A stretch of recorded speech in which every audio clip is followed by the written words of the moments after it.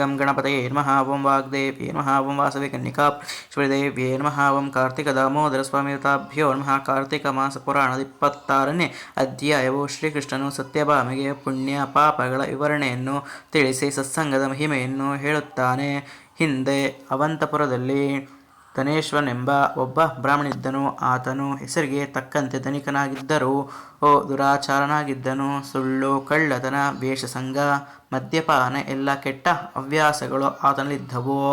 ಆತನು ವ್ಯಾಪಾರ ನಿಮಿತ್ತವಾಗಿ ತನ್ನೂರಿನಿಂದ ಪರರೂರಿಗೆ ಹೋಗುತ್ತಾ ಮಹೇಶ್ಮತಿ ನಗರವನ್ನು ತಲುಪಿದನು. ಆ ನಗರದ ಸುತ್ತಲೂ ನರ್ಮದಾ ನದಿಯು ಹರಿಯುತ್ತಾ ಸುತ್ತುವರೆದಿತ್ತು.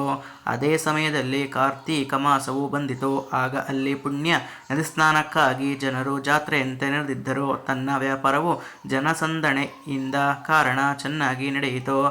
ಇದರಿಂದ ಧನೇಶ್ವರನು ಆ ತಿಂಗಳು ಪೂರ್ತಿ ಅಲ್ಲಿಯೇ ಬೀಡು ಬಿಟ್ಟನು. ಕಾರ್ತಿಕ ಸ್ನಾನಕ್ಕಾಗಿ ಬಂದ ಜನರು ಅವರ ಜಪ, ದೇವತಾ ಪೂಜಾದಿಗಳನ್ನು ನೋಡುತ್ತಾ ತನ್ನ ವ್ಯಾಪಾರವನ್ನು ಅವನು ಮುಂದುವರೆಸಿದ್ದನು. ಕೆಲವರು ಪುರಾಣಶ್ರವಣ, ಹರಿನಾಮ ಸಂಕೀರ್ತನೆ, ವೈಷ್ಣವ ಲಾಂಛನ ಧಾರಣೆ ಇವನ್ನೆಲ್ಲ ಮಾಡುವುದನ್ನು ನಿತ್ಯವೂ ಗಮನಿಸುತ್ತಿದ್ದ.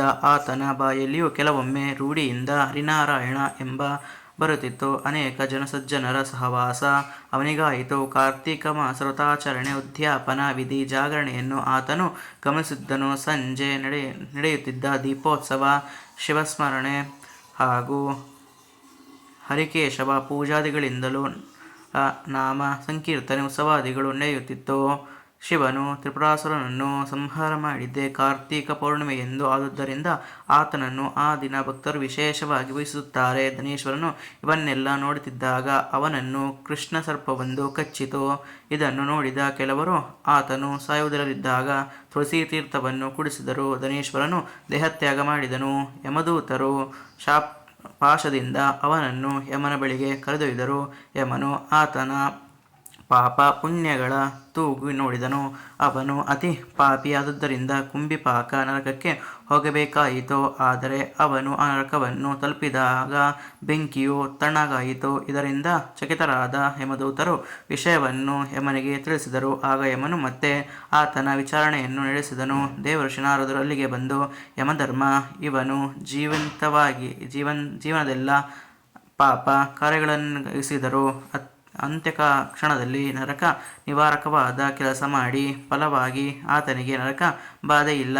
ಪುಣ್ಯ ಪುರುಷರ ದರ್ಶನ, ಸ್ಪರ್ಶ, ಸಹವಾಸ ಇವನಿಗೆ ಸಿಕ್ಕಿದೆ. ಆದುದರಿಂದ ಅವರ ಪುಣ್ಯದ 6ನೇ 1 ಭಾಗವು ಇವನ ಪಾಲಿಗೆ ಬಂದಿದೆ. ಕಾರ್ತೀಕ ಮಾಸದ 1 ತಿಂಗಳು ಪೂರ್ತಿ ಪುಣ್ಯಜೀವಿಗಳ ಸಹವಾಸದ ಪುಣ್ಯದಿಂದ ಇವನಿಗೆ ಪುಣ್ಯ ಸಂಧಿಸಿದೆ.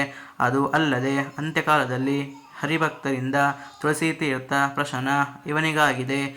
ಕಿವಿಯಿಂದ ಹರಿನಾಮಸ್ಮರಣೆ, ಶ್ರವಣ, ನರ್ಮದ ಸ್ನಾನಾದಿಗಳಿಂದ ಇವನು ಪುನೀತನಾಗಿದ್ದಾನೆ.